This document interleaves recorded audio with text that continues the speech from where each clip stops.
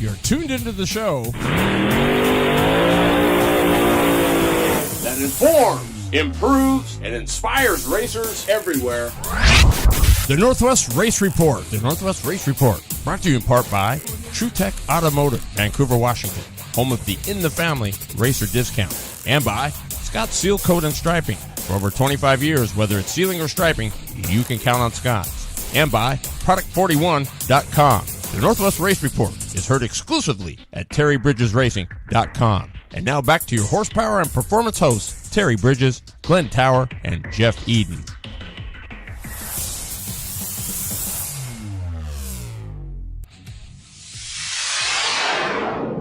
Oh, what is going on, racers?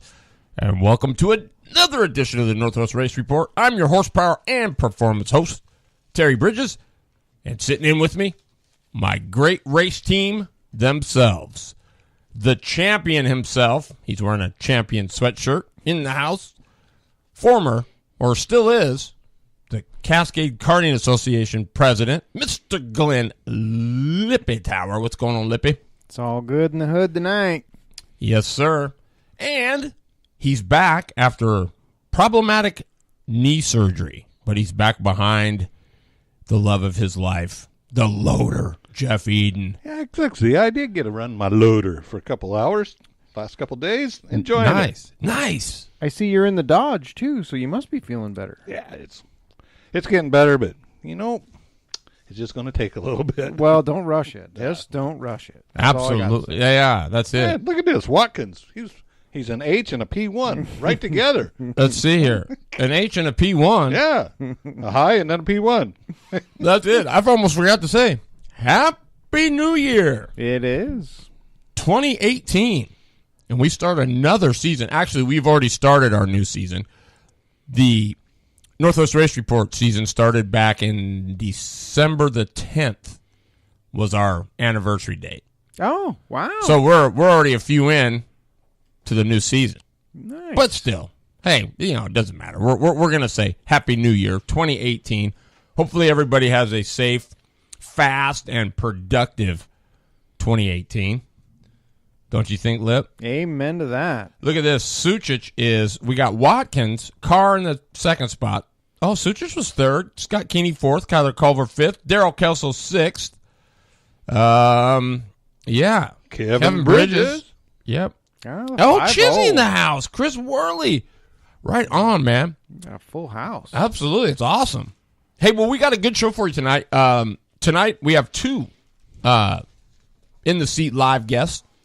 We're going to have he won 2 cereal bowls down there at the Classic, and Brad Berg will be with us, so we'll get a chance to talk with him a little bit about the Classic and how that's going to carry over to the BK. And we got Tony Williamson from Kemmer Karting going to be on the show tonight. Nice. So, we got both ends of the West Coast, the top and the bottom. Yeah, that's true. Yeah. I didn't know he was a geologist. Wow. He's pretty good. He's pretty quick at that, too. Yes, he is. I like it. Okay, so what is the largest or deepest cavern? I'm just kidding.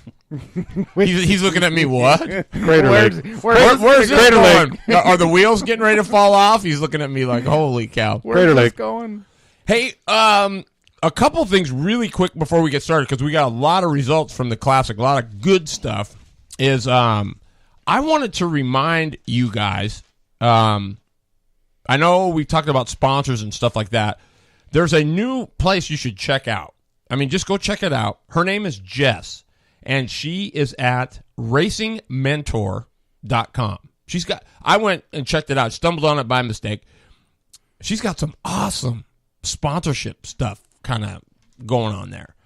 Got a cool website, easy to navigate. Check it out. We're going to be planning on having her on the show. Already have talked to her and everything. But,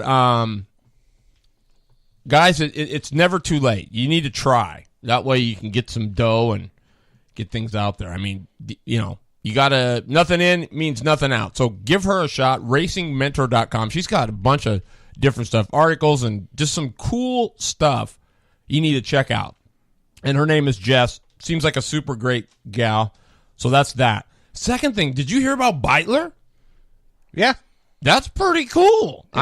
I mean, he's the regional promoter of the year, and then from there he's going to go to Florida in February, and he's going to be one of the 6 regional winners, and then they're going to name the promoter of the year for that. This is his 5th time in 10 years that he's been the promoter of the year. So congratulations to Steve Beitler. He's a finalist in the National Promoter of the Year award. So we hope he gets that. Well, I do. But so yeah, that's pretty cool when a guy from our own region gets noticed like that, don't you? Oh yeah, don't you think? Yeah, you want the. That is our backyard. That is. Absolutely, it is. So yes. Hey, how about Chili Bowl? I mean, I know it's kind of, or the shootout. I didn't hear him, but I heard a couple of gripes from Lawton. He didn't like how it was running, and it was so spotty. I couldn't get a good, and then I tried to get on their website to try to get results out of it, and it was just all over the place. It was all over the place. It was just hard to. Yeah, wow, bummer. That is a bummer.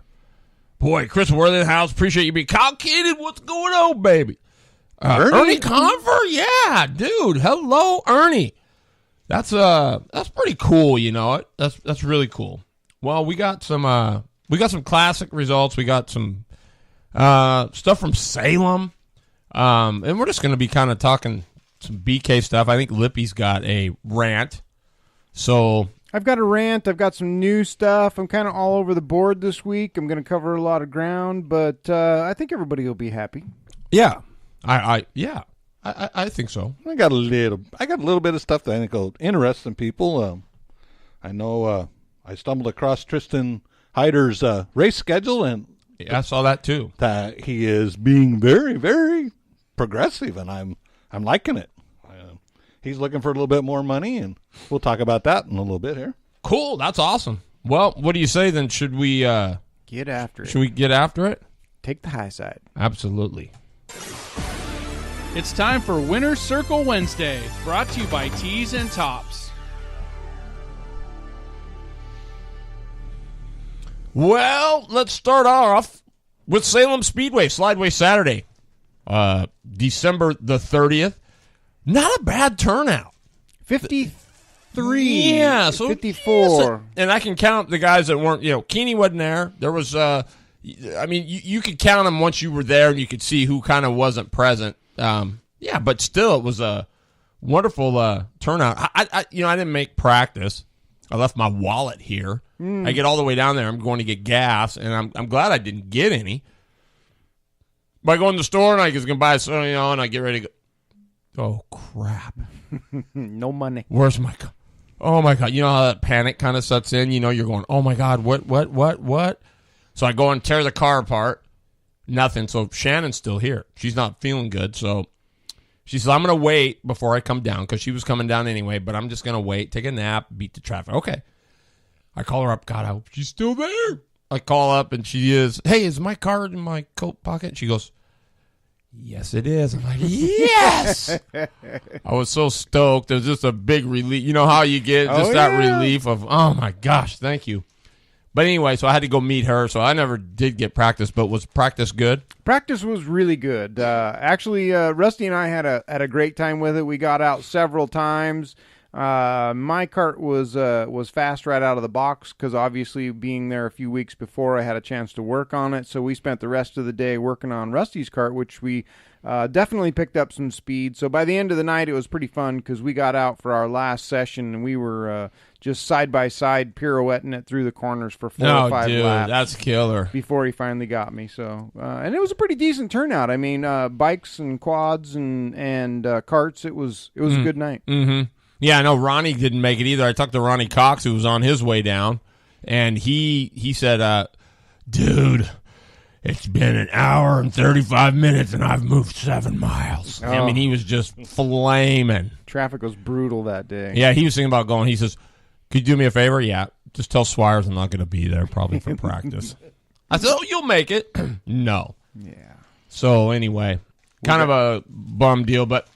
You know, the turnout was awesome. The weather cooperated. Yes. So it was a beautiful day. Brendan Gregg took the Junior 2 4-cycle. Brianna Fuller, she mowed it. James King was there. He had problems. Chain kept coming off or something. So he didn't really get a chance to show us stuff. But Predators, Austin Henderson. I didn't know he works for TrueTech. Oh. I did not know that. You know who his dad is? No, bring it on. Ronnie Henderson. No! Yes!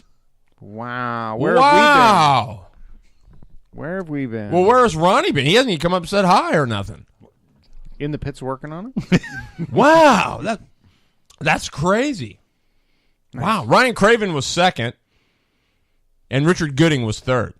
11.914 is the new current track fast time. Austin Henderson has that. Super Sport 200 heavy. Dave Wooten came out of nowhere. I thought Big Daddy was going to win his first one, but he came back, got him, and won it. Dave Wooten, Wade Bauman, and Ty Easton. Ty Easton blew a motor, put oil down the track pretty good. 11.519 for Big Daddy, the young gun, setting that one. KT Light, Melissa Eicher, an 11.066. That drops it again. Bailey Jean Sucich and Riley Hood was there. Yeah. That was his first time down Yeah. there. Back to Melissa. She looked good. I was very happy for her. They've obviously been working on that over there, so that was a good showing for her. So especially at the end when they had the little, Back for the and battle forth. for the lead. That Yeah. was she drove a hell of a race. Yep. 206 Light. Corey Markham wins it. And he drops it to an 11.774 current track record. Not really track record, but current fast time. Matt Mann. I don't know Matt. But he looked good. Lori Fuller was third. Yeah, what a step up by her, huh? Absolutely. She's hauling the mail this year. Yep. Steve Rambo fourth. Tom Mulligan was fifth. Now he was leading, and then a whole bunch of stuff went down at the end. Markham nips Mann at the stripe by like 6 inch. Just crazy cool. So that's 2 weeks in a row. It's been pretty awesome. 206 Heavy went to Brandon Rutledge. Now let me just say, this was loaded. Ronnie came down and drove the Product 41 arrive and drive machine of Ronnie Swires. He was fast. He Very was good. fast. He and Hatch went back and forth. Norman and Green, all them guys. In the main, Ronnie gets the jump. He's leading. They come down the back chute, and it's still fairly early. It's probably close to halfway. No, it's a little over halfway. And probably 5 to go, maybe. And he and Hatch have a little altercation getting it at 3. So Hatch seems to think that Ronnie turned down. Ronnie said, no, I was still... It was racing. It was, yeah, it was. It was a... Anyway, they both go to the back. It was unfortunate, but it was racing. It was unfortunate. But they both go to the back, and Ronnie runs back up there from like 12th to 4th in like 4 laps. Dude is mowing stuff. He was. He was just mowing stuff. He was pissed and picking up spots. Yes, he was. So he got it. Corey Markham ended up, so it went to Rutledge. Rutledge checked out, was gone. Norman was second. Brian Green third. Ronnie Cox all the way back up to 4th. Corey Markham 5th. Hatch ended up 6th. They had a little discussion at the scales, but I think everything was all cool. Hatch, Hall, Michael Reed, John Musing, Paul Musing, Steve King, and Brian Williamson, 6 through 12. Williamson's struggles continue. I don't know what's going on there, but it's not good, whatever it is. They're struggling. He bumped the wall and tore the seat right out of that thing. The clutch was sparking, and good night, Irene. You know. But what? 2 weeks before that, he went from in the back of the pack to the front. Yeah, but that was there was a mess there, too. I don't know, because some stuff went down there, too, so he zipped up through there, but had it gone just straight up green, I don't know if that would have taken place. He just hasn't been the Brian Williamson that we have accustomed Remember at ORV? Oh, yeah. He owned the joint. Mr. Smooth. There's a lot of competition down there. I mean, you can't take anything away from any of these guys in that class. You can't. I mean, it is so close, and it's only one mistake, and a mistake is just letting off a tenth of early coming into the corner. And you're so right, Lippy. And you know what? It for the first time, you can see how much of a difference a little mistake makes. I mean, it shows up. I mean, it's feet on the racetrack. I mean, literally feet on the racetrack. Guy's not even close to you. You make one little bobble, and boom, he's like right there. I mean, it's amazing. He's either right there or right away from you, one or the other. So. Yes, yeah, so true on that. And then we go to one of the KT Heavy. Lippy was in that. Phil Fowl goes 3 in a row for the 70-year-old. That's 3 in a row for Mr. Fowl. And he sets the new quick time for the Yamaha class at a 10.863. I got to say, I mean, yes, he's my buddy. Yes, I've worked for him. Yes, I might be a little biased sometimes, but he just looked good to me. He drove pretty good. And he was fast. You could see where the tires came off of it, but later on, because that caution came out, Wick was there. Wick ran pretty good. Wick ran really good. Yeah, Wick is always trouble, right? I mean, he's just used to the good trouble. Yeah, good trouble, but I mean, he's been used to those big ones, so he's there. So it went Foul, Kyle Wick, Brandon Day, who Brandon Day's been picking it up. I can't say anything bad about the guy. I mean, me either. I mean, and his cart looked dynamite. He got a new the red and white, looks really sharp. Rusty Rossmeyer was 4th, and our own Mr. Lippy, top 5. Yeah. And that top 5 was not indicative of how good you ran, I don't think. Yeah, well, I made mistakes, but I got better. I'm feeling more comfortable in the cart, and that's what our main goal was. So and as far as Rusty goes, I messed him on that one. We were both running 11s, and we didn't start even showing any sign of using them until our second heat race. So I'm like, let's leave him on. We're there. Let's just leave him on. And because he outweighs me by 30 or 40 pounds, he heated his setup. And we should have went to 22s on him, and we didn't. He wanted to. I wouldn't let him do it. He would have done better. So did you have 11s all the way around? Or I run 11s all the way around, except for my right rear. I run a 22. It's just a little bit different than everybody else runs, but it works for me because I drive off of my right rear. So, and there's some guys down there. I think they got 22s on the right and 11s on the left. I mean, it's Brandon whatever Day works for you. Had 33s on the right and 22s on the left. I mean, it is exactly that. It's however your style works. But I think Rusty would have done better if I'd have let him change the tires to 22s. But it's all right. But I could see where that assumption might fit, right? I mean, but ultimately that just proves that the driver has the final call. That his gut is what's telling him we should put these 22s on. You don't just say, "Oh yeah, we should put 22s." I mean, something was grinding him to say I need 22s on here. Yep, definitely. So that's you learn something else, right? I mean, that's ultimately the guy at the end in the seat is the guy making the call. But anyway.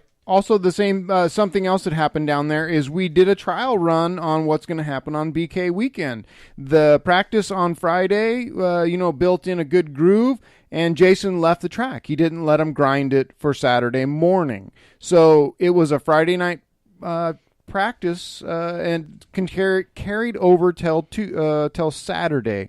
So there was no grinding, no nothing. They watered it, they ran it in, and we raced on it on Saturday. It was a great track. I really, really hope he does the same thing again because the second groove will be there if we do that. So that's funny you mentioned that because it was pretty racy. It was very racy, definitely. And so they didn't grind it Saturday morning. He wanted to try it to see how it was going to work out and see if everybody liked it. I think it worked out great. So I believe that that's going to be the plan for the BK weekend is to, after Friday, they're going to prep the track and they're not going to touch it again until we're done. Hallelujah. And I think that's the way it is. Well, otherwise, that Friday night, you're just burning up tires for nothing. Yeah, you're practicing for nothing. Exactly right.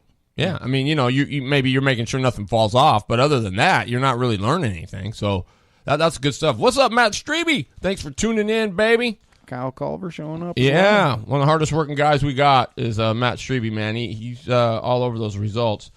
And so, all in all, Salem was a big success, I think.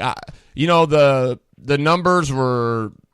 Go ahead. What do you got? The UAS. You never made it Oh, to the yeah, US. yeah, I did. I'm sorry about that. Yes, you're right, I didn't. The UAS, well, and this is what I'm saying is quietly and silently...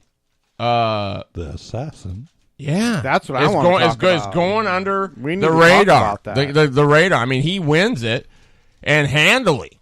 The guy's been on fire down there. I know it's his home track. I know it's just around the corner from his house, but I mean, he's been there all along. But this year, that guy is looking good. Did you hear that motor? It has got a crack to it like you can't believe. I mean, that thing is crisp. I mean, that's like a good piece of bacon. There was 2 strong 450s there this last weekend, and he could hold his own down the straightaways, and that's huge. Yeah, huge down there. Mm-hmm. So well, it looked like it was getting through the corner pretty decent too. I mean, he wasn't not he just pretty much had his way. Tim Lawrence made it. Talked to him afterwards a little bit, and he just said, "Man, it's I came by myself." He goes, "You just can't do it."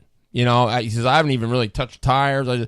So basically his whole deal was after he realized, I'm not going to be able to do this. I'm just going to get out here and here the guy is finishes second. So you think, man, should be all good. No, he had thing was dying on him and doing all kinds of crazy stuff. So I had a chance to talk to him in the pits. I was a fresh rebuild through their shop.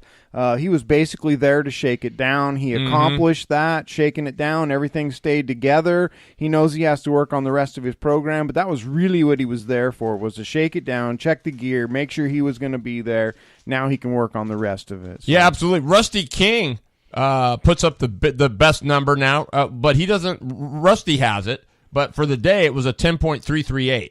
Yeah, so he Rusty looked good. King, yeah, he did. So it went Passanante. Here's another one, the Cravitron. Another great showing. He's picked it up. I got to give it to him. I mean, the thing lived. It didn't have any problems. He was solid. Jeremy Brown, he was having problems. He took fouls. Yamaha he finished third on a KT. Yeah, longevity. Back to Kravitz, though. I mean, he picked up a lot from our show. He picked up a lot from the tire prep program. He implied it over the last 2 weeks, and that's why he stepped up, was because he decided to start, going after his tires, and he glommed enough off of our show to put him where he was. Then that's what I love to hear, because that's what the show is for, right? Exactly. That makes it all worthwhile. Yeah, absolutely. I mean, that's what I said. Let them learn. And then they can make their own decision instead of relying on somebody else telling them, do it like this. If they've got enough info, they can decide for themselves what they want to do. And that's beautiful. Exactly what happened. King was fourth. Here's another one. Now, he might not have looked very good, but he's one of my dark horse sleepers, is Ricky Worley. When that thing does, he made a couple laps where he didn't have some. When that thing goes and it's hooked up and it's ready to go, that thing is fast. It is. I mean, it is fast. And I know people are saying, "Oh, God, yeah, but he's back fifth." I'm looking at it a completely different way. If he gets in as junk as he was just because he's been running around trying to get everything fixed, for him to do, he showed sign. If they get that thing to where it'll go, he's going to be trouble. Both he and Chris. It will actually go right now. It's getting it to stick through the corners. Once he gets that thing to stick through the corners, he is going to be hard to get by, and he's probably going to get by you or me. Yeah, I mean, and Chris the same way. He had issues. They broke something. Can't remember what it was. Something internal, but both of those guys, for as little as they've been here, they're gonna be trouble. Hager 6 through 9 was Abigail Storer, who I thought did a nice job first time. Yep. Hager, Lawrence, and Justin Beard all. Hager didn't start. Lawrence didn't finish. Or Hager did start. He didn't finish, and Beard didn't finish. So, Hager had some issues. I don't know. He was some of pushing, the little motor, pushing some oil out or Yep, whatever. exactly. So they'll get it fixed. They'll get it dialed. So, but that's what happened there. So Passanante's been kind of quietly under the radar. He's not been doing anything super overwhelming, but he's quietly just been getting her dialed in. Where they said he broke a frame. Oh, that's right. He broke the frame. That's right. Oh, and as far as Passanante goes, that's his MO. He likes to fly low and have people worry about everybody else, and then he sneaks in there and steals your gold. Yeah. So he's right where he wants to be right now, and he looks fast. The whole day down there, 10.5s was about the average during the main.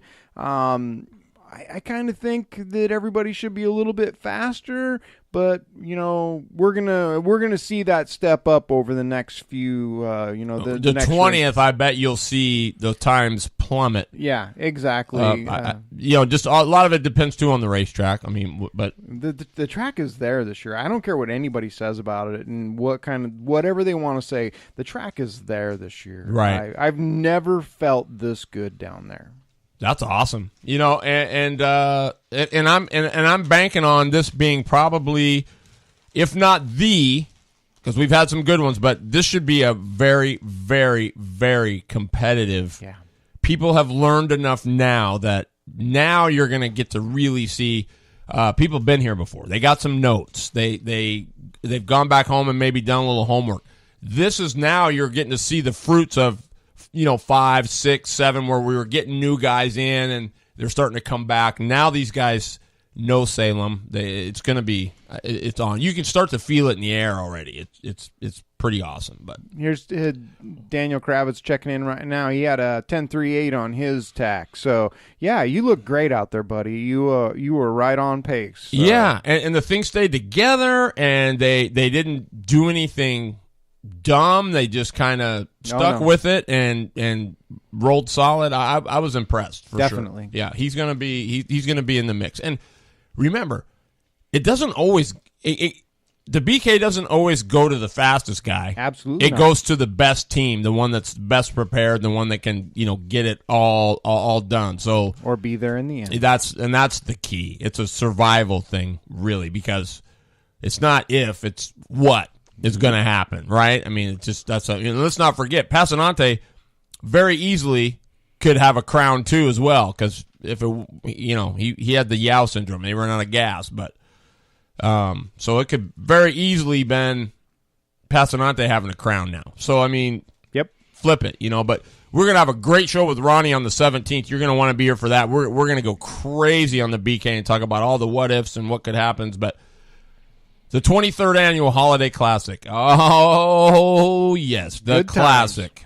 23rd running of this coveted event.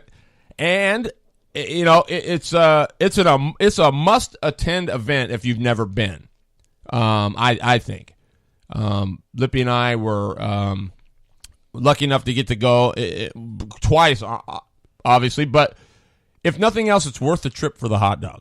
Oh, well, it's on my bucket list to race for sure. I mean, the KT class and all the classes down there are just stacked. Get this. Thursday, day one, believe it or not, the Unlimited All-Stars was the largest class with 11 entries.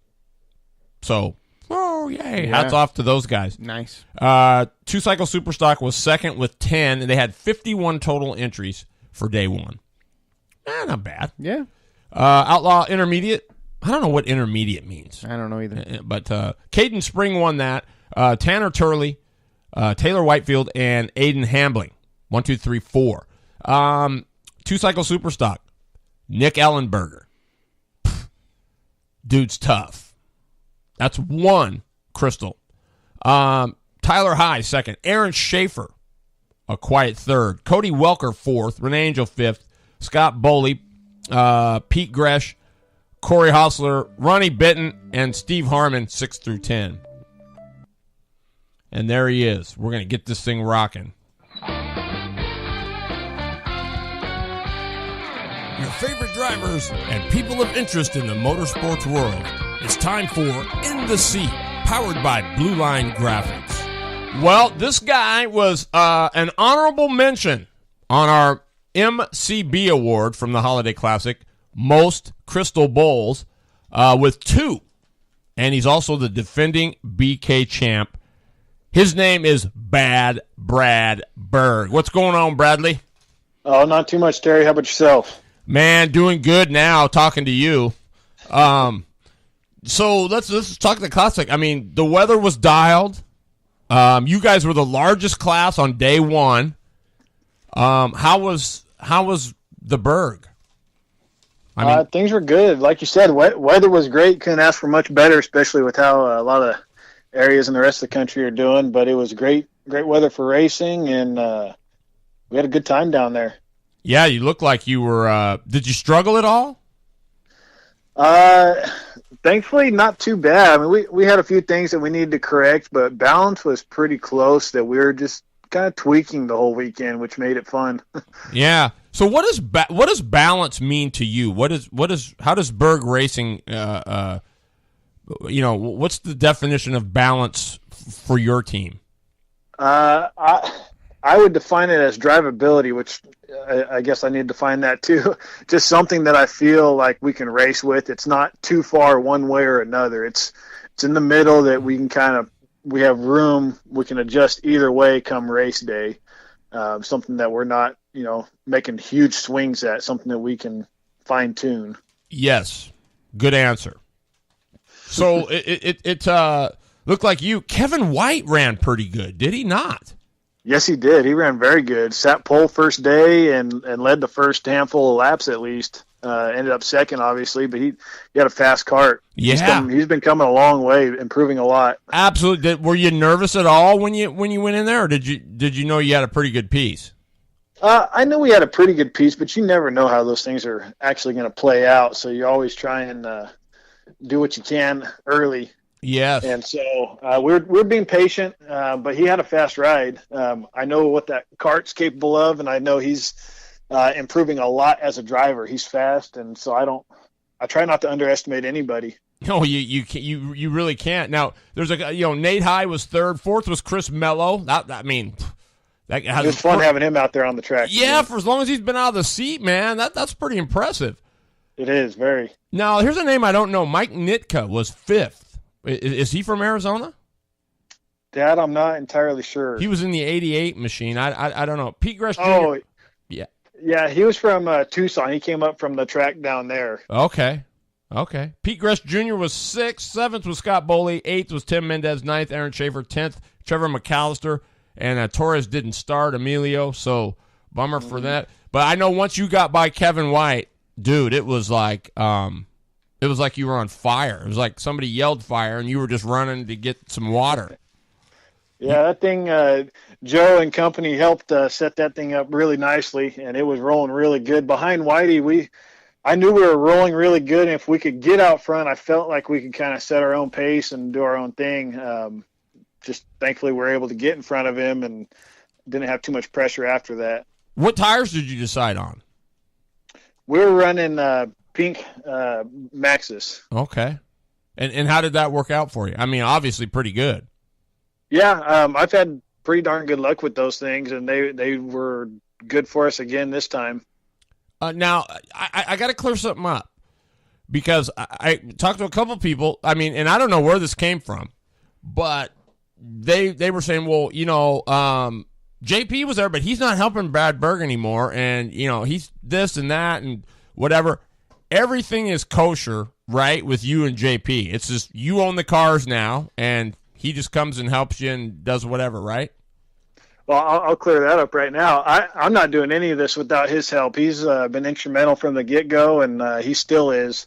And I wouldn't be able to do this without his help and his friendship. So thank you to Joe. I know he's listening, and we're a team, and I'm thankful for that. But yeah, I do own the 450 that I was running for him for a little while, but he's got another kart that's got the GM on it, and that's his kart that I run on occasion. We ran that one at Nationals, and we ran that on day 3 at the Classic. Okay. So just so everybody knows, and clear this up too, you will be at the BK, correct? That is correct. We will be there. Okay. So now everybody just focus on your A game because the Berg is going to be there. Are you bringing JP? Oh yeah. Damn it! I don't leave home without him. Well, so how much of this, and I know we asked this last year, but how much of this carries over to Salem? I got to believe some of it does. I definitely feel better going into it, just having a good, solid, kind of like you said, we didn't really struggle, so it's nice just to carry some of that momentum in, having a good base platform to start with up there. We've done that in the past, though, and we still seem to kind of struggle early, but it's, this game's about persistence and perseverance, and that's what my team's made of. So you always got to be there for the Saturday night race. The other ones don't really matter all that much. You just got to be there and be good for the last race. So that's our goal, whether it's first practice Friday or second heat on Saturday. We're all about the main and trying to be the best we can at that point. Yes. And I remember the first win that you picked up in what was it, 7? Mm-hmm. And I remember watching you go out, and I said, he looks good. He doesn't look great, but he looks right. And that was, I think, one of the things I noticed. And then, of course, you went out and were just a holy terror. So there's something to be said about that. Sometimes you don't always have to be blistering fast where you go, oh, my goodness, I am, and everybody goes, oh, that guy's a rock. You just looked right. The car looked good underneath you. It was solid in practice and throughout the day. So. And that's all we can hope for. Yeah. Are you going to show up here with pink Maxxis on then? Is that going to be or do you know? We're bringing a few different sets. We'll have tires to play with, but we're going to run some Hoosiers up there for sure. Mm-hmm. So you run some Hoosier daddies? Yeah. Now, did you hire Mikey Al to be here? We haven't hired him, but I do believe he'll be there. Well, I wouldn't wait to hire him until he gets here. Yeah. I don't know what JP. We've got him on speed dial. Yeah, that's it. With JP in your corner, I'm not sure you'll need him. Yeah, that's exactly right. Yeah. Yep. Did you guys eat at the pizza place while you were down there? Oh, we did not, no. Yeah, how about the Italian place? No, we didn't do that either this year. Wow. We mixed it up. Where'd you go? We went to a steakhouse. We actually ate at the hotel a couple of nights. It was a really nice hotel that had kind of a continental dinner almost. So we took advantage of that for a couple nights. Yeah. And then we went to the Cracker Barrel. Ah, we never That's went one of my there. favorites. We never went there. That's one of your favorites. See, now I don't know if I could say that'd be one of my favorites, the Cracker Barrel. Well, I don't. Okay, Good Yo, stuff. yeah, there's those wheels wobbling again. Well, so what are you looking forward to most about coming up here for the BK before we let you go? And just the overall race experience. It's a great race. It's a great cause, and the competition has just been, increasing every year that we've been up there. And I have every belief that it's going to be like that this year. So you got to have everything right, every aspect of your program, and you got to be ready to go from the drop of the flag. And so I just enjoy the competition. Yeah, and it's awesome. I mean, and there's going to be some drama, right? There's going to be something. Yao runs out of gas, and the year before it was it's just crazy how everything pans out. No brakes for Jim Bob when he was here. I mean, there's always some crazy drama that's going to intertwine itself into this deal. That's what I like, because it's cool to see how you guys always handle that stuff. Yeah, absolutely. I mean, it's racing. It's not winning. I guess that's where the saying comes from. But you got to have luck on your side no matter where you finish. It's good luck or bad luck. So you just hope things go well. You take care of all the things that you can, and things that are out of your control, you just try and handle the best you can when they come up. Yeah, for sure, man. Well, man, too crystal, but did you eat your cereal out of it this morning? No, I have not. You got to do that at least once for the BK, right? Yep. Pour yourself a bowl of cereal and have it. Well, hey, Brad, you know how we feel about you here. I mean, class act. You're just always a champ in every, sense of the word. I mean, just the way you carry yourself and everything, man. I mean, it's awesome. So I can't wait to see you and JP. Looking forward to it. Yeah, man. And look forward to seeing you get after it, dude. Yep. I'm looking forward to it, too. It'll be here soon. All righty, man. Well, tell your lovely wife hi. You're going to be bringing her, right? Oh, of course. Right on, right on. And yeah, so we'll hang out, maybe have some pizza and beer or something on Friday night or something. I hope to. That'd be nice. That'd be awesome. Brad, thank you, man. Thank you very much, guys. Okay, bye-bye. Brad Berg, everybody, what do you say about him? Pretty awesome, you know. Brad Berg he's just a champ all the way around. Mr. Smooth. Isn't he, though? That's what it is. You don't rattle his cage very often. So, and with somebody like JP in his corner, it's just a winning combination. It sure is. Don't go anywhere. We'll be right back.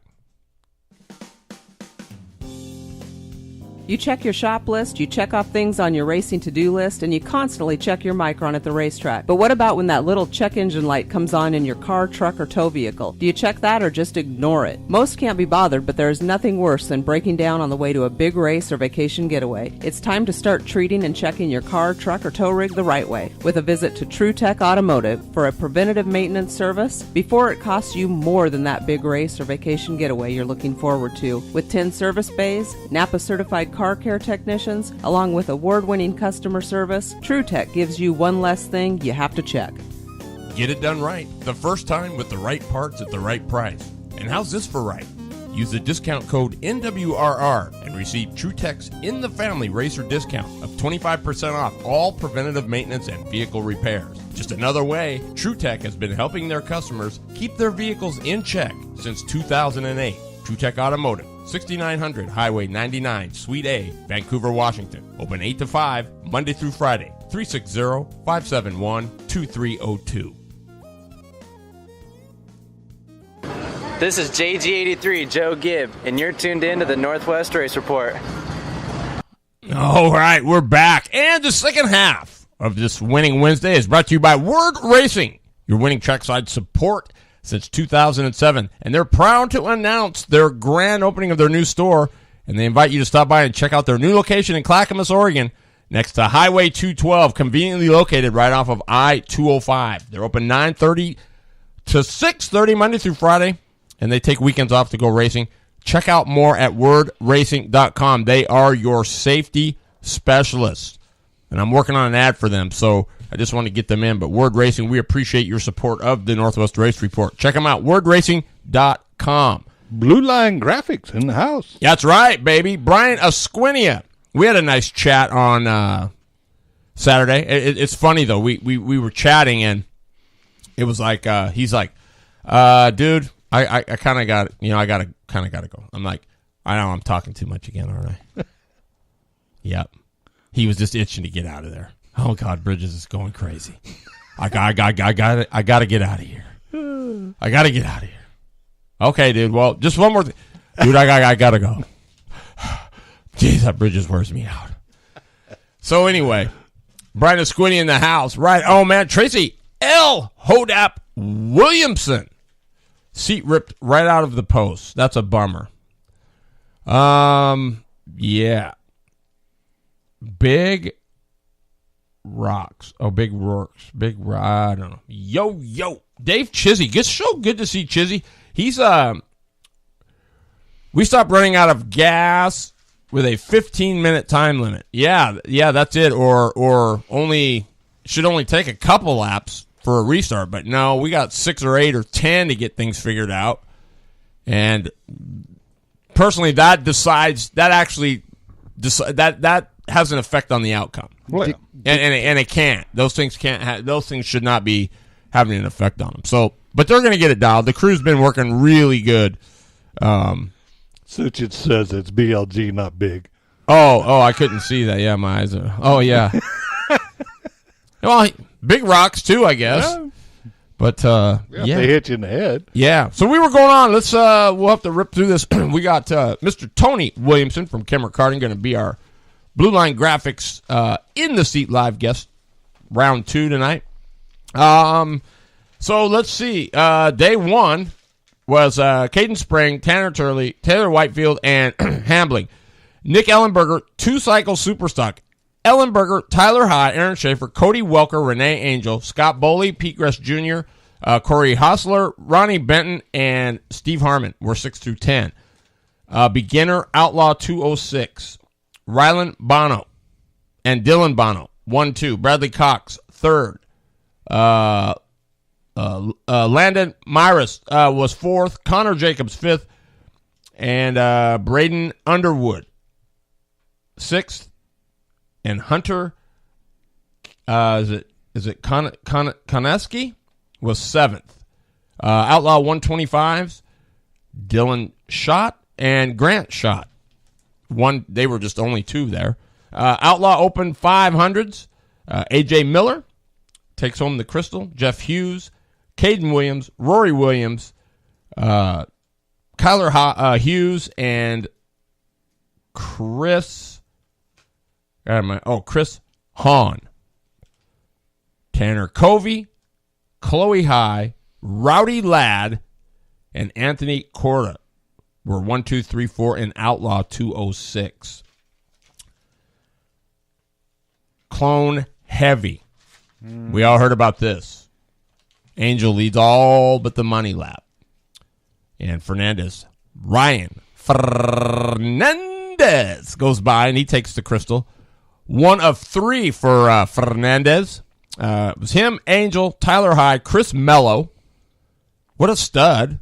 He's fourth in that. Fourth in the UAS. Alex Atkinson, fifth.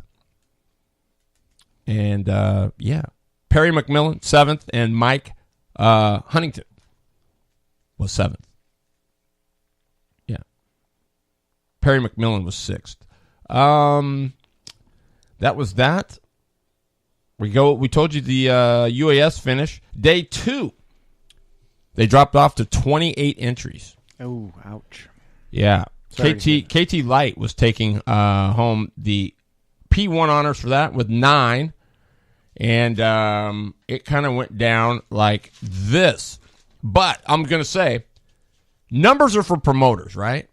Wouldn't you agree? So it's the racer experience that really needs to happen. Been saying it. If I said it once, it's a million times. It's about the show, and it's about, just everybody having a good time. So we got to remember that numbers are great, and they do help, but we want to make sure the racers have a cool experience and all that good stuff. Outlaw 206, Rowdy Ladd is your champ. Justin Spear, Chloe High. That was in Outlaw 206. Outlaw Beginner 206, Rylan Bono gets his second Crystal. Dylan Bono second, Bradley Cox, Connor Jacobs, Brylan Underwood, and Hunter Koneski. That's the second Crystal for Rylan, so he was doing good. Arizona Opens. Did you see that? Mm-mm. You didn't see the tape on it? You have never seen anything so fast in your life. Ryan Fernandez it was a clinic. It was an absolute clinic. He was so fast through 1 and 2, it was just scary. I mean, almost looked like he was wide open. Just a blurp, and he was back on and around. He was gone. He dang near lapped Renee, who was in second. Is he running a Saddam, do you know? I think he was. But it was fast. God, it was fast. I mean, he was gone. I mean, just gone. And he lapped all the way up, almost got Renee. Another lap, he may have had her. But Tim Erickson was third. Emilio Torres was fourth. There was only 4 in that. But KT Light, second Crystal for Nick Ellenberger. Oh, wow. Yep. Cody Welker second. Ronnie Benton third. Renee Angel fourth. Alex Atkinson fifth. Aaron Schaefer sixth. Brandon Reneker seventh. Cody Batten eighth. Tyler High ninth. So High must have had some problems. Must have, yeah. So let's see here. Did I get UAS on there? Oh, no, they were off that day. And day 3. Took the P1 spot overall. They had 56 entries on third day. And Arizona 212 Predators took the P1 spot with 14 entries. Wow. Yep. Brian Stormont won it in the Predators. Tony Morris and Jim Schott were 1, 2, 3. Jordan Romero 4th. Dan Davis 5th. Ryan Koch 6th. And Josh Davis 7th. Dubois, Alarique Ellis, Randy Dons, Rick Gamble, Jesse Sanchez, RJ Goodwin, Nate Reed were 8 through 14. Clone medium. Third, Crystal for Ryan Fernandez. Angel second. Alex Atkinson third. Ronnie Benton fourth. Paul Walshaw fifth. Tyler Warwick sixth. Tyler High seventh. Outlaw 206 Chloe High wins that. Justin Spear, Bradley Cox, Rowdy Ladd was fourth. Fifth was Connor Jacobs. Sixth was Axton Romero. Seventh was Hunter Davis. Outlaw 250, Caden Spring gets his second Crystal. Caden Williams was second. Taylor Whitefield third. Chloe High fourth. Rory Williams fifth. Aiden Hamblin sixth. And Tanner Turley seventh. 125s went to Dylan Schott. Grant Schott was second. And Maya Stacy was third. And then the UAS, of course, it was Bad Brad Berg. Oh, no, actually, KT Heavy. Crystal 3 for Nick Ellenberger. Zimmerman second. Tyler High third. Alex Atkinson fourth. Aaron Schaefer fifth. Renee Angel sixth. Emilio Torres seventh. Tim Erickson eighth. Steve Harmon ninth. UAS Berg, Nate High. Trevor McAllister gets to third. Mike Nitka, Kevin White fifth. Ryan Fernandez sixth. Chris Rain seventh. Scott Boley eighth. Tim Mendez ninth. 135 total entries for the 3 days. Crystal Bowls given out 21. And we've got a little all Holiday Classic team here. The MCB Award, most Crystal Bowls, it was a tie between Nick Ellenberger and Ryan Fernandez. How many they have each? 3 apiece. 3. Count them. That's a lot of cereal. It's a lot of work. Honorable mention was Brad Berg, Dylan Schott, Caden Spring, Ryan Bonu, all with 2. So congratulations to those guys.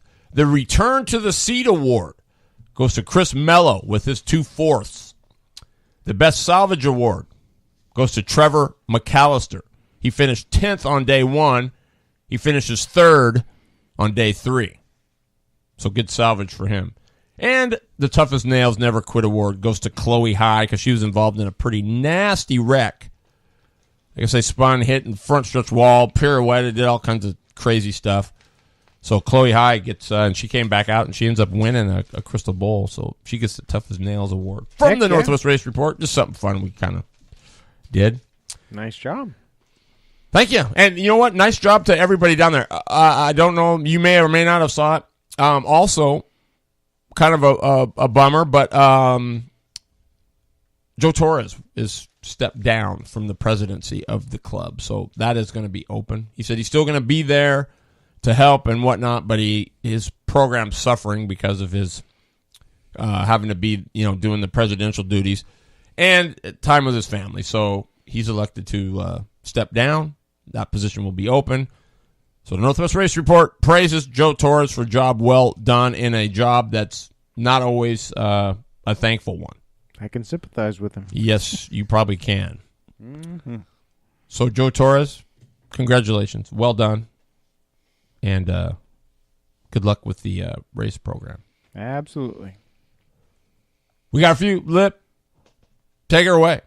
So I want to get a few things started here. I was scouring the internet as usual, and I seen a brand new clutch come out by Burns Power Plant. Excuse me for that, Burns Power Plant. This is a brand new clutch that's coming out. They've had it in the works for 2 years now, testing it and R&D in it and working all the bugs out of it. Some of the things that makes it stand out, brand new out of the box, $275. That's a good price.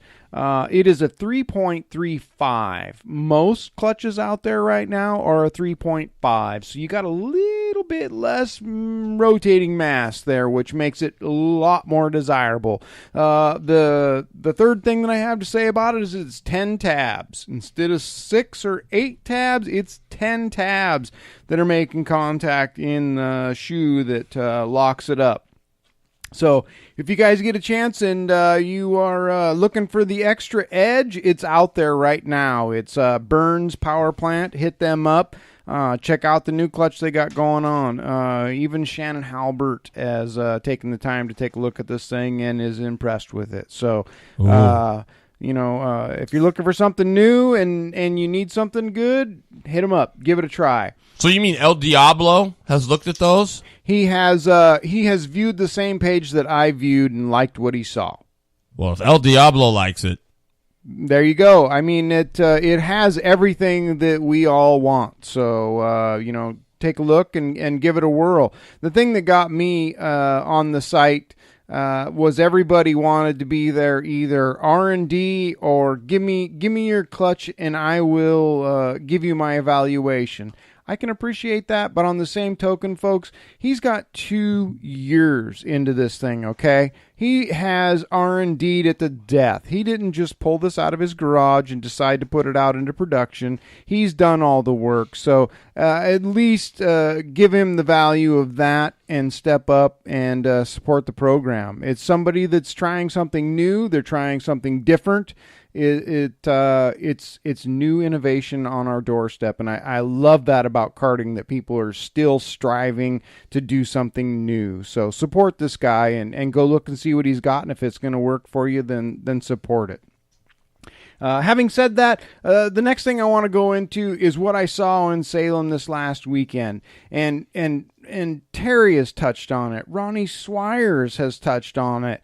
I have touched on it, but it obviously hasn't sunk in. So I am going to go back after it again in hopes that you guys grasp onto this. And you basically what it boils down to is people are not looking far enough down track. They're not looking over the tops of their race shoes. Whatever's in front of them is what they're focused on. At least 3 different races this last weekend, I seen people that weren't looking down track far enough to a closing distance on the cart ahead of you. As far as picking up yellow flags or yellow lights in corners and different things like that. All of the stuff Jason has put out there for us. He has lights in every corner. He has a flagger on the front stretch, a flagger on the back stretch. And at least 3 different times this weekend, I seen people drive right through it, past it, and in some cases into the wall. And that is just unacceptable. Unacceptable, people. You have to be aware of your surroundings. You have to be aware of the flags that are being thrown. You have to be looking for these lights that are coming on in the corners. When there's something yellow there, it's not to annoy you. It's to bring your attention to it and your speed down. And that didn't happen this weekend.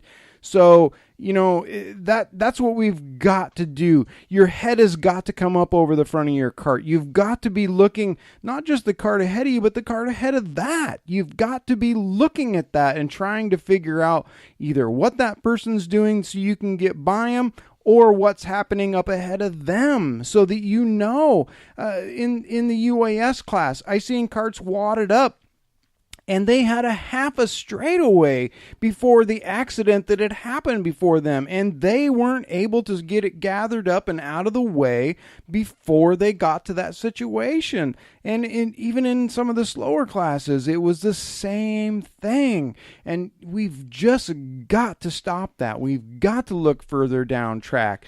You've got to be checking the flag stand. You've got to be looking for, all of the signs that are out there that are given to us to, make us realize and make it for a safe environment. Nobody wants to see anybody crash their stuff. Nobody wants to see you wad your stuff up because somebody else had a misfortune ahead of you. And that's what it boils down to. And again, I know we've talked about this, but it's just not seeping in, and we've got to do something about it. So please. It's also for your health. Well, thank you for that. Definitely. We didn't have anybody get hurt this weekend, but it can and it will happen.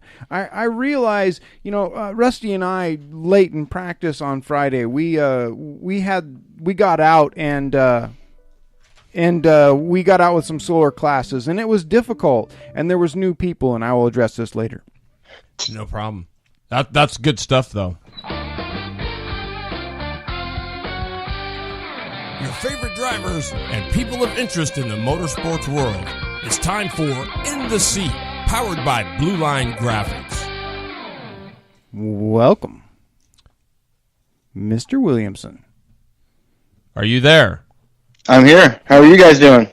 Doing not too bad. I was going to have LIppi introduce him, but the man, he's from Kemmer Karting. He's a UAS, newly UAS driver, but he's getting some experience under his belt. His name is Tony Williamson. Tony, welcome to the show, man. Thank you. How are you guys doing tonight? Doing good, man. Obviously, you were hearing LIppi's rant, were you not, or are you near the computer? No, I was definitely hearing the rant. What are your thoughts on it? Yeah, there was a little lack of people paying attention. That was for sure this weekend. Yeah, I mean, and I don't think he's beating anybody up, but no, but you definitely need to pay attention. Yes, you do. And nobody knows that probably more than you, having come from. I mean, you were doing some clone stuff, you were doing some two-cycle stuff. What's been the biggest adjustment for you to the UAS? The speed and the level of doubt that I have to deal with. Mm-hmm. Did you maybe? Would you say? Did you ever think you underestimated it? Yeah, absolutely. I mean, I'm not meaning that as a mean question. I'm meaning that, honestly. No, I've been karting for 28 years. I thought it was going to be just another day, and it's been a whole new game. I've had to use every part of everything I've ever learned in racing, period, and it still isn't good enough. So we're still digging. Wow. Now, I would not say that it isn't good enough, because I think isn't good enough means you don't improve, and I think you've done a very nice job of that. And and I don't want to make a big deal out of this, but I do. I gained a lot of respect for you over the summer. You actually stepped out of the car and let somebody else have it. I mean, that number one, that's not easy for anybody to do, especially when you're talking with a car owner. But can you kind of tell us maybe why you did that? Well, to be honest, I just wasn't feeling it at the time. Just wasn't enjoying myself with the class at the time, and I felt like I needed to step out. So I felt Brandon Finch was the best choice, because we could gain knowledge, not only keep the 227 rolling for Bob, but not only that, gain knowledge. Wow. My hat's off to you, man. I think that's a big step, but I think what you gained from watching your kart run and with Brandon driving it, it helped you immensely. I've seen such a change in you from getting out and now getting back in. You seem much more calmer and more confident in what you got underneath you. And also, I think it's given you a new appreciation for me, just watching the closing speed. That's what really is it for me, is how fast you close on people with this stuff. Oh, yeah, absolutely. The closing speed and the different types of engine packages and the off-the-corner differences, the in-the-corner differences, it's all, everybody's different. So it all changes within the race. Yeah, definitely. It definitely does. And just watching you watch your brother and the other classes, I think it's really worked for you, because you do seem much smoother in the kart, and you look like you feel more confident. So that's a big thing. I mean, if you're not, it just doesn't work, and that seems to be really clicking for you this year. So I'm glad to see that. Yeah, I appreciate that. I feel you can learn just as much watching people that know what they're doing throughout the day as much as being out there. I could not agree more. If you're watching for the right stuff, and you're right. You're 100% right. I could not agree more. That is, I think that's very underestimated in in racing.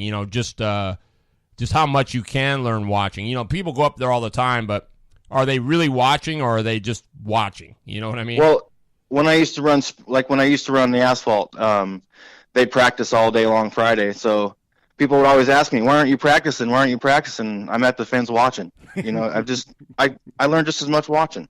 Absolutely. Yeah, that's pretty cool, man. So now let's rewind just a little bit. So what was Bob's reaction what did you tell him? Dude, I got to get out, or what'd you tell him? Yeah, I just told him I needed some time to get away. And Bob, he's not only my car owner, he's basically like my dad too. So you couldn't have picked a better guy. He's definitely a great mentor. He's calm. He makes great decisions. And when you bring him something, what do you think you should do? He just makes a good call after that. So he's definitely a great guy, and you're lucky to put your eggs in his basket for sure. Yeah, absolutely. Very level-headed dude. Yeah.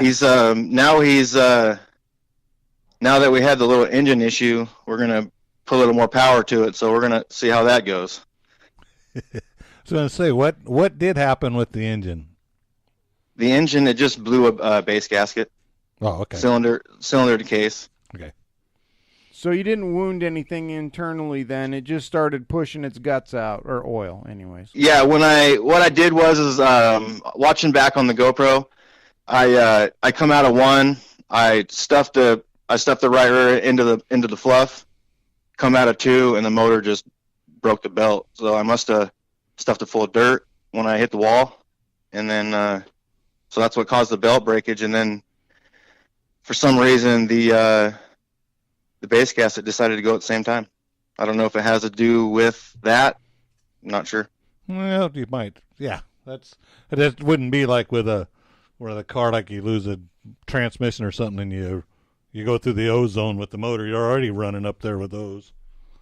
Yeah, and it right when it broke, it free spun. So I don't know. It's everything seems fine, but we're gonna throw some new stuff at it and get some more horsepower, and hopefully she hooks up. I think it's common with that stuff once it free winds like that to overpressure the crankcase and push that out. So it might have been a blessing in disguise for you guys, but at least there's going to be a few more ponies under you. So yeah, be a little careful. Tony laughs like I need more ponies, right? Well, we can all. Well, when the track's good, and it normally is. I can full throttle out of center apex, so I think we can take more power. Nice. Well, so let me ask you. So have obviously with your decisions and everything, you've probably regrouped as a team. Are there any new goals that Kemmer Karting has set? I mean, do you guys talk about that stuff or? Yeah, we're here to win some races, man. We're definitely trying to win. I want to win this BK10. That's I like it. Yeah, I do too. I love that. So yeah, go ahead. I'm sorry. Yeah, I was just gonna say we don't do this just to play around. When we come to race, we come to race. Well, so I gotta ask. I mean, and not that it's just been out of the ordinary for him, but your brother's been struggling just a tick. You have any idea what's going on there? I don't know. Chassis issues, maybe. When he backed into the wall and rolled it over last year, when he hit his head on the wall. We haven't really done much to the chassis, and he's been running on old tires from last year. He hasn't yet put a new set of tires on. Oh boy. Okay. Well, that explains some of it. It's just not out of the. It's just out of the norm. He's usually right there up front, and if he is a little bit back, he storms right up through there. But it just seems like he's been not quite the Brian Williamson we're accustomed to seeing.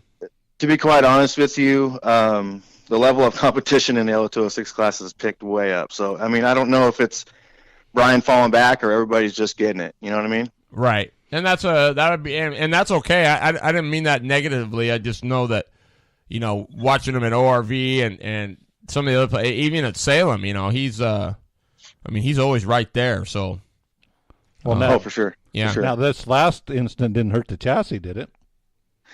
Well, he hit it square on. It literally ripped the bottom of the seat out, bent the bottom brackets on the seat, threw the motor back about 1.5 inches. The seat came so far back it hit the bearing carrier even. So I mean he's lucky he's not hurt. Yeah, very much so. Yeah. I think when the seat tore out of it was truly his savior. If that hadn't have happened, the severe jolt of stopping so quickly would have mixed his nut up. So I'm personally thankful that the seat gave way and did come back. Otherwise, I think it would have been much worse than it was. You got to think it pulled 1.5 inch washers through a seat. So yeah, exactly. Wow. Holy smokes. That's a hit. Yeah, it was truly a solid smack, and I'm so glad to hear that the chassis. Have you guys got it on the flat floor yet? We're taking it to the surface table at my shop tomorrow morning. So we will know more tomorrow morning. Yeah, I'm praying it didn't hurt anything up because I'd sure like to see him down there for the next one. So yeah, if it hurt the chassis, that's going to hurt Brian's chances of running the BK. So hopefully, fingers crossed, everything's good. Your opinion on the 206 race on Saturday, wasn't that a great main event? You know what? To be honest with you, every race this year for the 206 class has been awesome. I know. Amen to that. Yeah, those guys have done a super job. I kicking myself in the butt for selling my chassis to Stansberry, my old 206 chassis. Get it back. He ain't doing nothing with it. It's his UAS cart. Oh. Enough of this stuff. What do you think it's going to take to win the BK this year?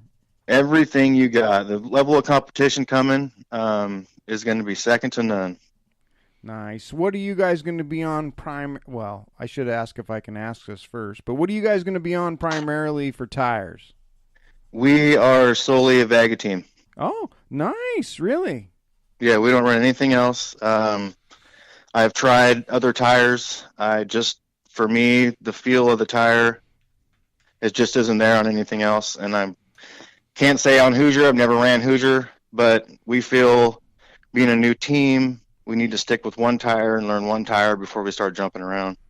Do you want to give away what color you're going to be using, or would you rather not? I'm going to have everything they got readily available. Attaboy. And lots of them. And that's a good answer. It is. I was getting into no man's I'm land. primarily going to be on yellows and whites, but I'm going to have blues ready. Yeah, there you go. Good job. You know what, Lip? I just got thinking about this. Last year at this time, we had Brian on before the BK too. You mean Tony? Tony, yeah. Yeah, pretty cool. Nice. So it's kind of a reunion of sorts, right? Yeah. I think he's in a much better place. Oh yeah, I'm sure he's in a much better place, man. So yes, sir. Yeah, we were just talking today. There's a lot of unknowns, right? I mean, you got the Worleys, you've got. I hear Trevor McAllister's going to be here. I mean, dude, it's going to be game on from the gate. Like I said, I don't know, man. You're going to have to worry about everybody. I mean, really, because you got to get through those heat races to even get to the main. So, fact. And let me just say, Chris C was here last year, and he's been to a lot of big stuff, especially with the UAS. And when he said this is probably, if not but probably one of the toughest events he's ever been to, that's really saying something. I agree with him. Like I said earlier, I've been running for 28 years in karts, and I have never been to a race of that caliber, and everything turns up there. I mean, everything. I can't explain it. You just have to be part of it. Amen.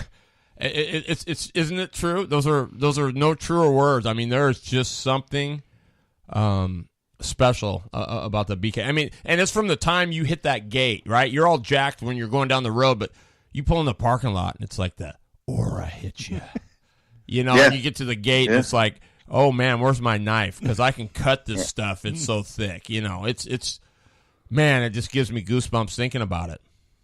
Well, it's giving me goosebumps thinking that it's less than 30 days away. So I know, right? Yeah, absolutely. man. True fact. I mean, even when you're in the pits during the day and all the stuff that's happening, you know, as soon as you get up onto that grid and you pile down into your cart, for me, that's when it starts. I don't care if it's a BK or any other deal. It's truly, I mean, that's when everything starts racing for me, and it's game on, and you don't get that everywhere else. But it doesn't matter, you know, heat race, practice, whatever. I was trying to explain UAS to Daniel Watkins on Saturday, and I told him it's like, you know, when the green flag hits, it's like it's literally like an MMA fight for about 5 laps. So true. It is like an MMA fight, yeah. Yeah. Really, it's not even just for the first 5 because it's kind of like an MMA fight. It goes crazy for the first 5, and then it kind of everybody's tired. They take their breath, and then the last bit of it, it's, you know, here we go again. You know, right? But yeah, that's an awesome way to put it. But it's funny you say that, because in the main event, when I went out for my race just this last weekend, it was lap 3 that I had to tell myself, you haven't breathed yet. You haven't breathed. Breathe. Because I wasn't breathing. I mean, it's just that intense, you know. You know what's coming. You know what that first turn's going to be. And you know it's going to be a dogfight. And it was lap 3 before I finally figured out that I hadn't taken a breath yet, and I needed to. That's what was wrong, because you looked kind of blue. I sure did. I should have. I know exactly what you're talking about. So, T-Dub, how are your notes then? Are they, I mean, you've got a lot through Brandon and stuff, but have you learned the first little bit of this season? Are your notes pretty good? Oh, yeah. Yeah, they're good. Good deal. Yep. Working on a little bit more front end bite, but I think we're going to be just fine. Right. And you can't go too crazy on looking for stuff, because it's going to be a whole different track. So Friday's really going to tell us. Well, now, are you happy that hopefully they're not gonna tear it up on Saturday or Friday night? They're just gonna leave it alone. Once we work in the second groove, it'll be just fine. But I believe Jason's already planning on doing that. Yes, he is. Yeah, and I hope they put the cones out too and make everybody stay up off the bottom too. I think that was a very helpful thing too. Yeah, we've already talked to him about keeping the cones out. The next thing we got to talk to him about is that little sweeper truck, because they do make a bit of fluff, and we just need to make sure that keeps continuing to get pushed up. So other than that, I think it's going to be awesome. Yeah, I think it's going to be great, and tires. Well, you know, I just was going to say I'm thinking about sneaking in on Thursday night with a couple gallons of VHT, and I'm going to spray it on. That track tack stuff has got me very interested. Yes. So you guys will be bolted. You won't know why. Well, you might, but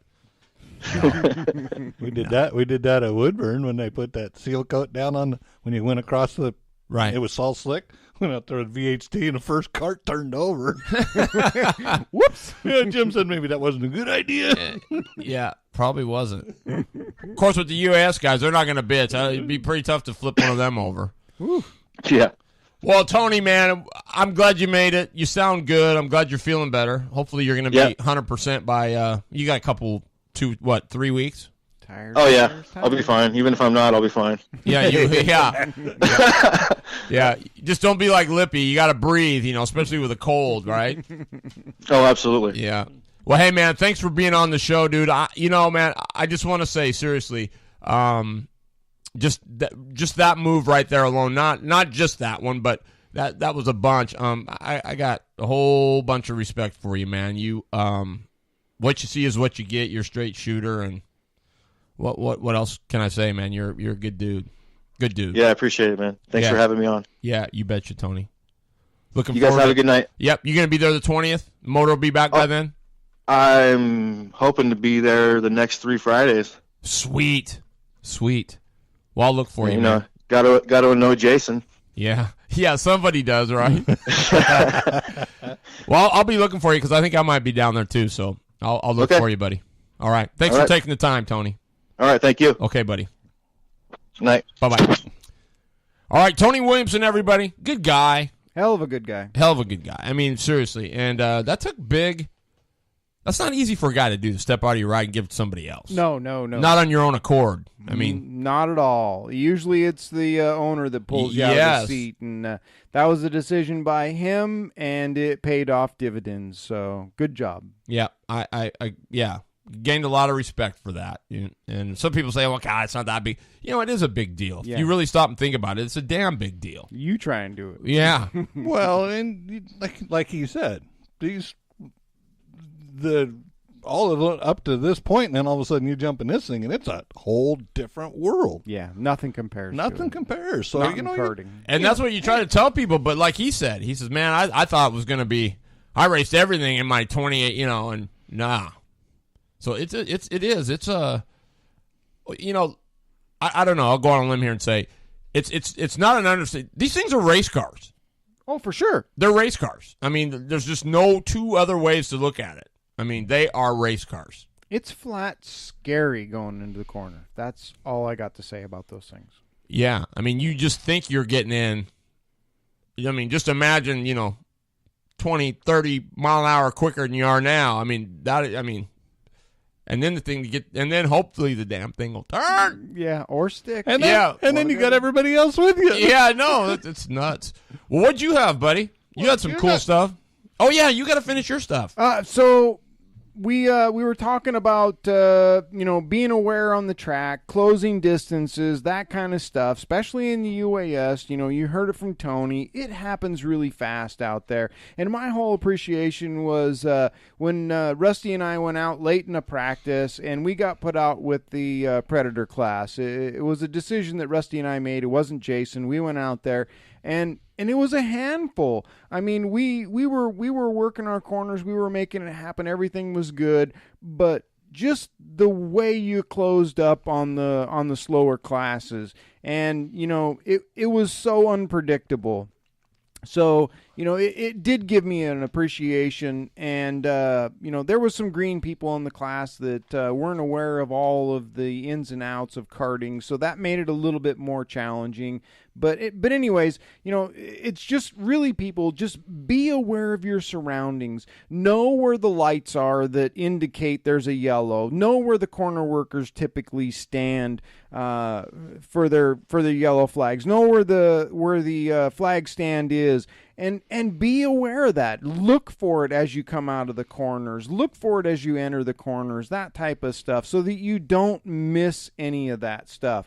I seen a brand new chassis wadded up last weekend by somebody that wasn't paying attention, and I don't like to see that at all. It shouldn't happen, but it did. And who lost that? And I feel for that person, and so it's a sad situation. I'm very, very, very thankful that he wasn't hurt, but it still wadded up an excellent chassis. So I'm not going to throw anybody under the bus. He doesn't deserve that. He's a good racer. He was leading a race that he was very happy to be doing that in the late stages of it, and he missed the flags. He missed the lights, and it ended badly for him. So I'm not going to throw that person under the bus because I have a lot of respect for him. So well, that's cool.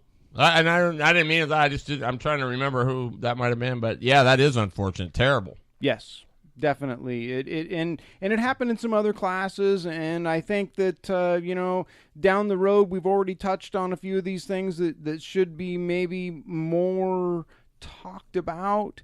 Is the fast class capability of being there. Well, maybe that's a topic that we could get our resident coach, Mr. Ronnie Swires, to maybe speak about. Maybe some ideas and ways that you can trigger yourself, or really what you should be doing. Maybe the people, we say look ahead, and they're kind of thinking, but man, how do I do that? I'm so caught up in just what I'm trying to do. I don't know. Maybe Ronnie can touch and shed some light on that. That's good, and that will be good.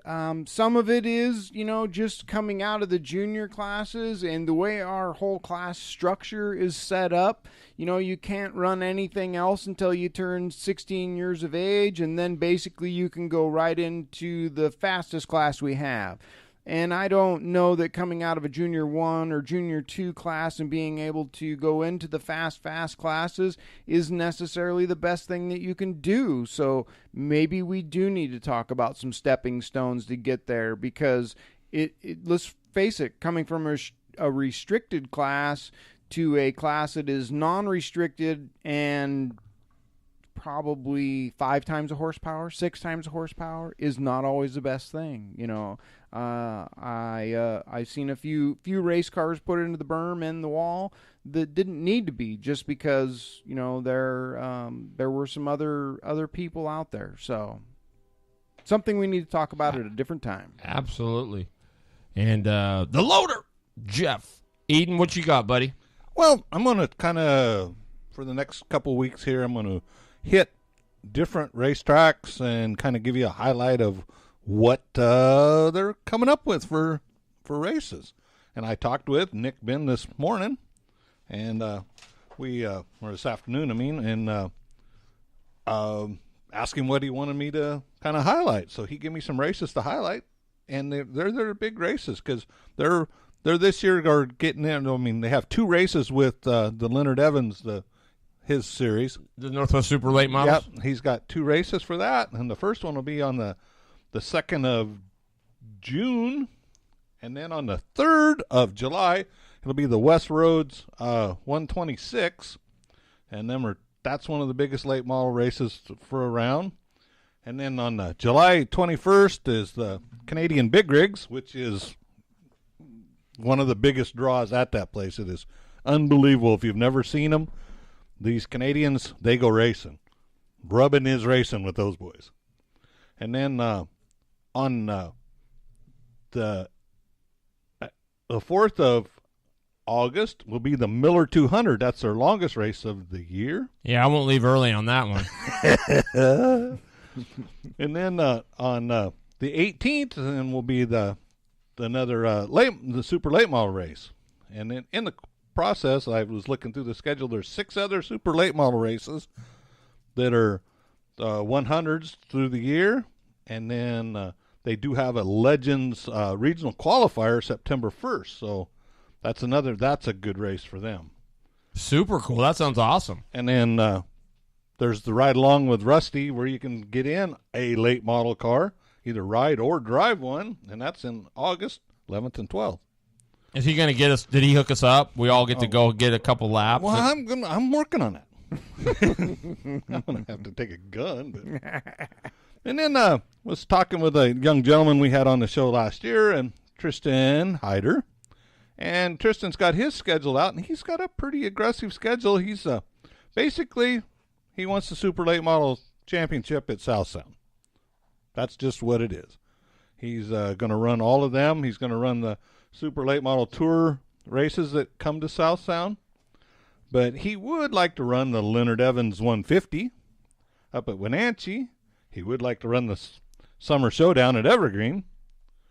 And then there's the Central Welding 125 at Evergreen. And then he'd really like to go to Vegas, but it's going to take some more money. So he's looking for some more sponsorships. Anybody who wants to get with a good young man.